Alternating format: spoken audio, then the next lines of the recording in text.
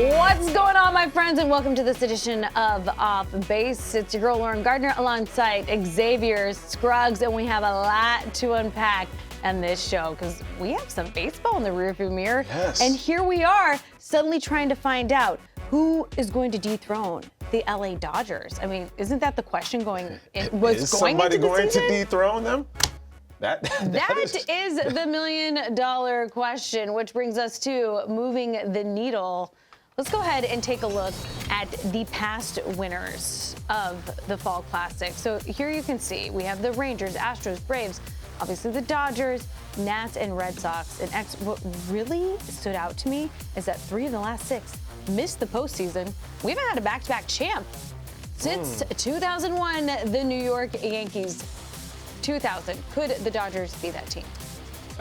I mean, I think about what they did this offseason, going out and ultimately getting better on paper, right? And now you have Shohei Ohtani doing what he does on the other side of things. I mean, and due back in May, it sounds like. Yeah, so I'm just thinking if there's a team that can do it, it seems like on paper at the moment, the Dodgers would have the best chance to do that. I agree.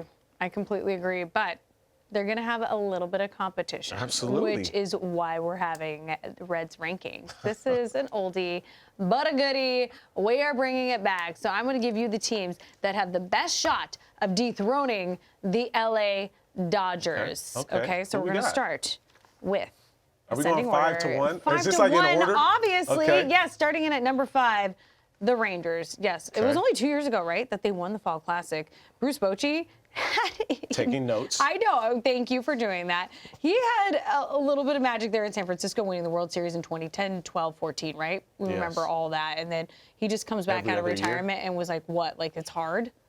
And he does it. So, obviously, in Boch, we trust. Jacob deGrom is back.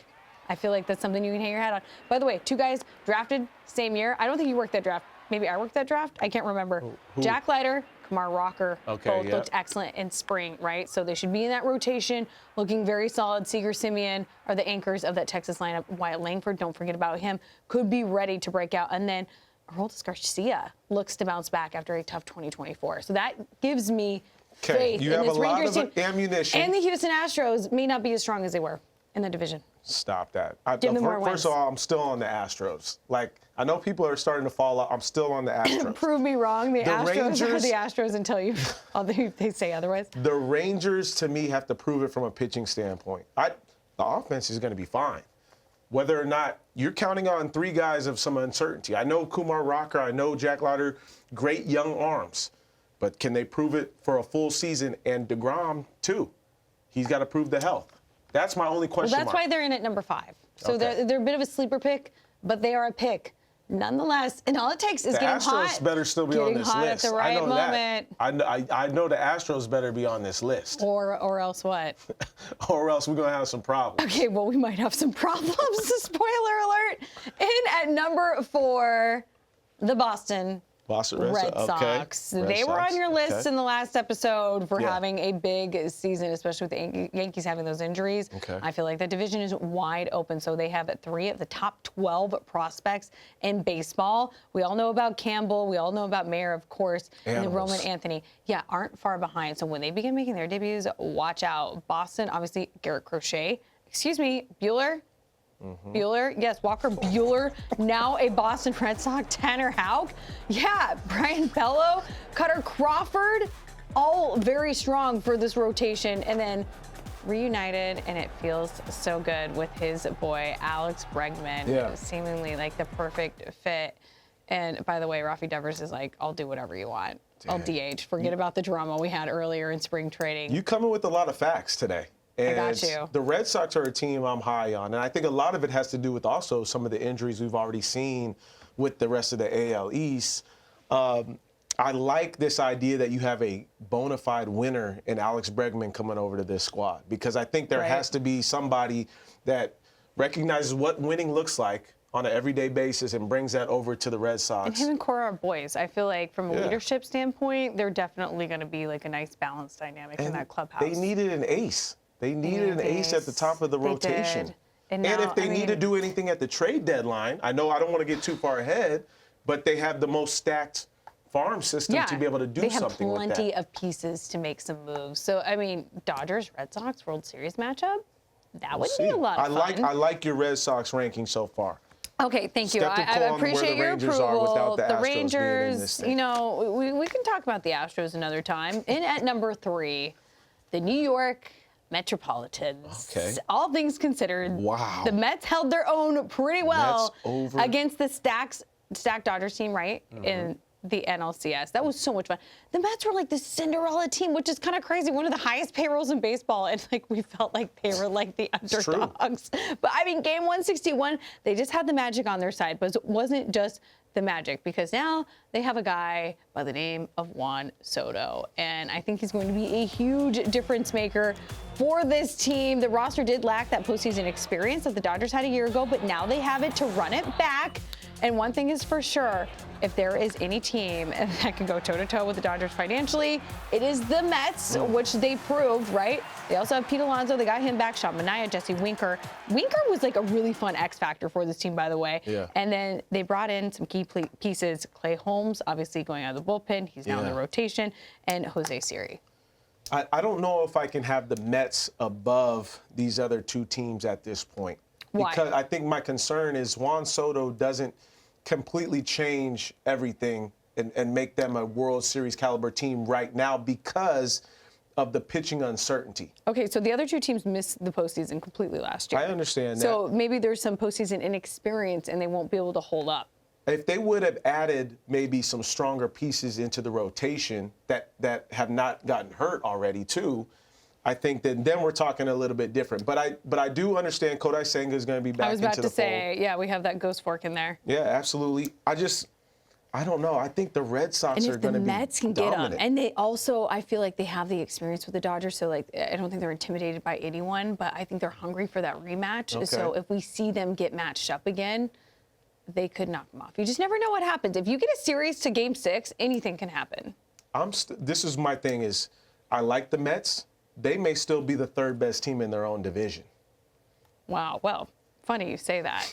And at number 2, the Philadelphia Phillies. Okay. It's a crazy division. The NL East is freaking wild, if I can say that on this podcast. Okay. There's an argument to be made, though. Remember all last season, for the majority of the year, especially leading up to All-Star break, like we're like the Phillies. That's it. It's all the Phillies. Destroying teams. This is it. They were destroying everyone. This is theirs to lose. So because they got off to that hot start. Huge hot start. Like, they obviously fell off, but everyone's like, don't worry about them. Obviously, disappointing what happened with them in the DS to the Mets. But there's an argument to be made, X, that they are the most well-rounded team in baseball. They have the deep lineup.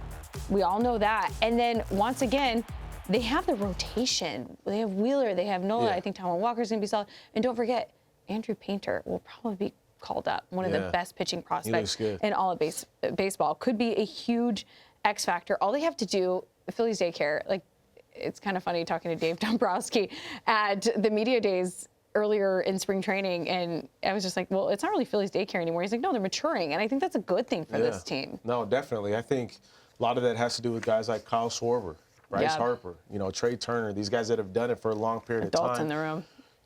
Real Muto, who I played with as well with the Marlins. There's just a different emphasis going into this season, knowing that they underperformed last year. They have World Series hopes, and when you have that, and when you have the roster that can do that, you feel like you should be chasing after greatness. By the way, Jordan Romano on the back end. Yeah, and that's another flip-flopping. You see Hoffman go over to Toronto. They'll be fine. I do think that they're one of the best teams in baseball, and I have them winning the division at the very least. Okay, so you have them winning the division. I think if they find the road to get there, now and they face off with the Dodgers. Now I know there's multiple teams that are not on this list that are going to have problems with you. Okay, well, this is good. This is why the Braves have problems with you now. Debate television. Funny enough, you say that. Yes, another NL East team coming in at number 1, your Atlanta Braves. So do we still have a problem? Houston, we might have a problem. Atlanta, I don't think we have a problem with that one. This is why. I might be drinking the Kool-Aid. This team is healthy. This team is healthy. Back to full strength. Ronald Acuna Jr., Spencer Strider. Do you remember the expectations for Spencer Strider going into last season? That dude was out of control. By the way, Dirksen Profar, And again, talking to some of those guys in spring training, they really love what he brings to the table, not just on the diamond, but like as a leader. Good dude, yeah. Right? Yeah, you're familiar with his work. So they're really pumped about that. Perhaps another team than LA, though, is more experienced in the National League than the Braves. I mean, they have Sailback. They have so many guys. Yeah. They got dudes, man. I'm looking at this and I'm thinking, okay, the Astros. Okay, where do you want the Astros in there? If you I like the Phillies. I know list. a lot of people don't like. I like the Phillies better than the Braves right now. I understand they have the injuries last year, but a lot of guys have to duplicate some real great success from a pitching standpoint. Chris Sale has to do what he did. Again, Ronaldo Lopez has to do it. Strider has to come back extremely healthy. Strider's going to be Swellenbach, I know he's going to do his thing. I think my concern is just, if this offense falls off a little bit, has injury issues, maybe the same deal. But that's like any other team. That's your Astros. If the Astros fall off, I feel like there's so many ifs. So I guess it's just we're assuming this team remains healthy, but I feel like they have the depth if these things do fall off, right? Like Ronald Acuna Jr. was injured, and they still managed to find themselves in the postseason. They limped in. Will Ronald be the same guy, too? Ronald's going to be Ronald. I hope so. I mean, two ACLs. It's not easy. No, but they have a stacked roster. I like the Phillies a little bit more. I think mostly from a pitching standpoint. Man, I still. This is a tough one. Listen, this was a tough one for me. I need my Astros in here. Where would you put the Astros? Who would you replace? You know who else is disappointed? The D-backs is disappointed because they may feel like. But would you put them in? So I'm just saying. I'm saying that these are the teams that should be around 5, right? Yeah. The Astros I like better than the Rangers. Well, these lists aren't easy. Reds rankings may feel like they better than the Rangers. Responsibility, X. I know. I'm not saying it's bad. But you're right. Yes, and at number 5, any of those teams could easily be slated in. True. We also had to balance it. Dang, the Brewers, Cubs. The Cubs might be mad at you. But we can't have all NL teams. I'm just letting you know who might be mad at you. I'm looking for some World Series matchups. That's okay. You can hit me up. LG Red. All the socials. I can't believe you said the Astros stink. I did not say the Astros stink. I also did not say the Mets or Juan Soto stink. When we come back, a little bit of extra credit. No pressure.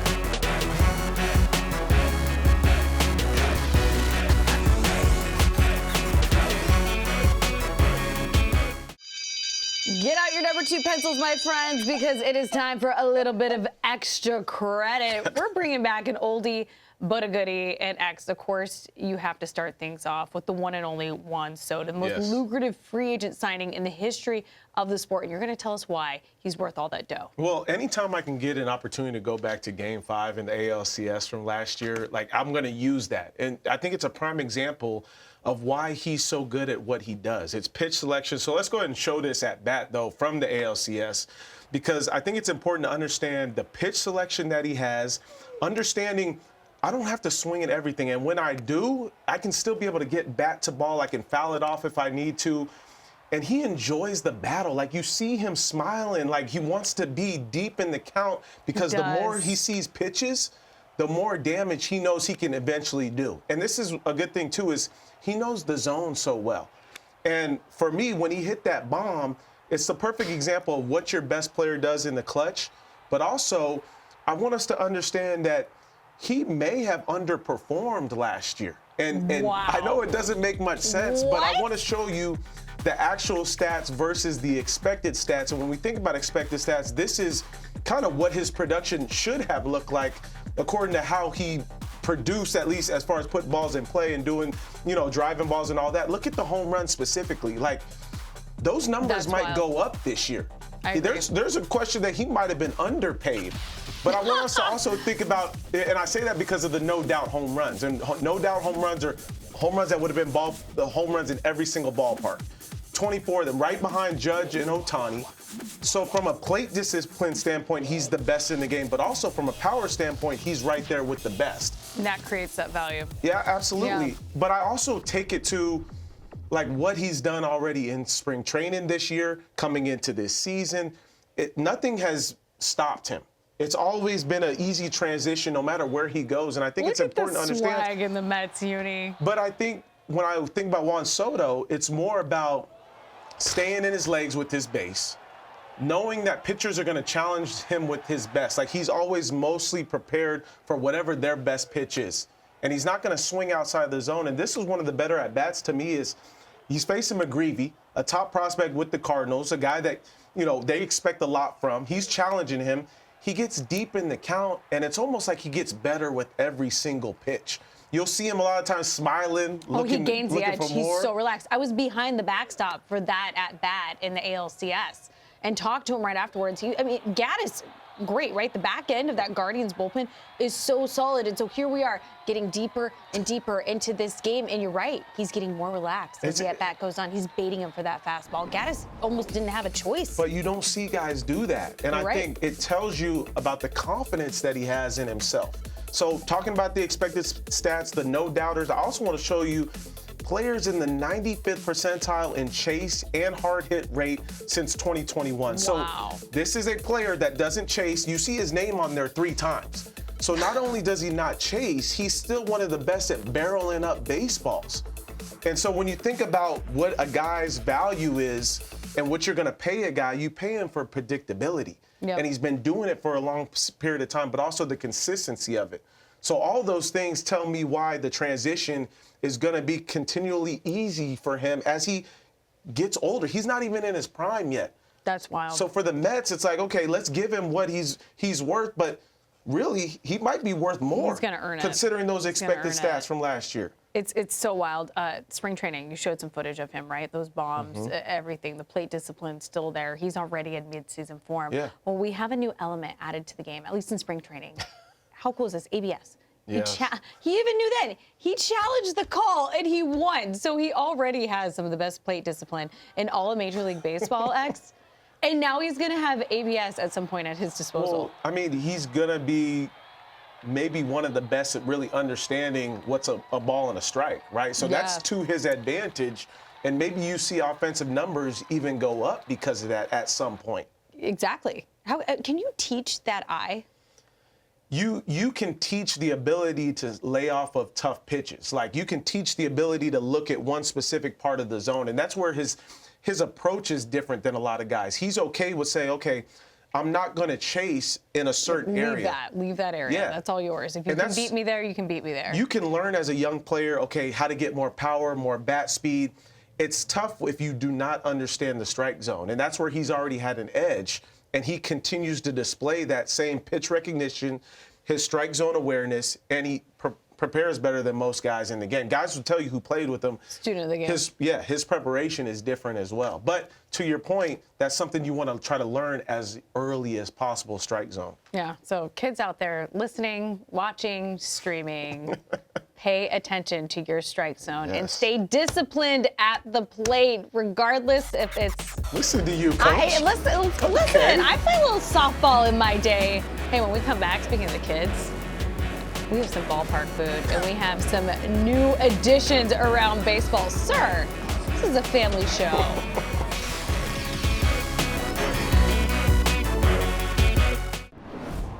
Let's be honest, this is our favorite part of the show because we are highlighting some of the newest ballpark food from around baseball. The Yankees are debuting the tiramisu helmets with espresso mascarpone cream, ladyfinger cookies, and cocoa powder. If you're listening on the podcast, your mouth is watering, I hope, from that description. It's in a full-size baseball helmet. That's what I want on a cold day, a hot day, dessert. It looks good. I want to go to Yankee Stadium now and go taste it. We need to go. We tried the hot dog dipped in beer there. So it went viral. We're going to try this. We're willing to try a lot. Morning, noon, and night. Breakfast, lunch, and dinner. That looks really good. Give me this helmet. Give me all the sugar. Give me all the espresso. Cookies inside that thing? So delicious. It's a little bougie. It's decadent, but it's on brand with New York and the Yankees. Absolutely. The Yankees are like an elite franchise, and that is an elite dessert, my friends. Okay, we're going to go out to the West Coast. The Mariners, what up, corn dog? Are you ready for this? What up, corn dog? Mariners blue. I don't know how to feel about this part. Honey battered corn dog with a spicy crunch served with nacho cheese. So I'm kind of thinking like a blue flaming hot, like Cheetos the corn colors to me is like what stands out to me. It's like still Mariner colors. And it's very on brand. Your mouth will be blue afterwards. It's almost like you don't know what's inside that the thing. mystery corn dog. I would proceed with caution. It sounded good, though. It did. I would proceed with caution with this one, especially with all the warnings about the dyes. But yeah, like we're going to cut that thing in half. We're going to go to the minor leagues, and I love this one. St. Paul Saints, the land of 10,000 not legs but calories, giant beef hot dog topped with smoked pulled pork, cheddar macaroni and cheese, jalapenos, fried onion topping. Oh my God, it feeds 10 to 12. It's $130. If you're listening on the podcast, this thing has to be like 10 feet long. It sounds jalapeno like poppers on the side. Sounds like a stomach ache, but I would still eat it. So if you could choose, like, how many friends would you share this with? Share? What you mean? I'm gonna take this as a challenge. That's a challenge meal. It's free. It's free if you can eat the whole thing. That's what I'm saying. It's $130, but they won't pay for your medical bills. Sorry, my boys. I'm knocking this thing down. I mean, if you're listening on the podcast, you have to look this thing up. That thing is wild. I love the fact I already love macaroni and cheese combined with pulled pork. Yes, that's what I'm saying. It sounds good. It's a hot dog. It may be a stomach ache, but it sounds like it's bomb. It's a whole meal. It's a whole everything. Shout out to the people that got to carry that to wherever you're sitting. That is wild. Well, thank you for carrying me during this episode of Off Base. We do this together. We'll see you next time. Bye.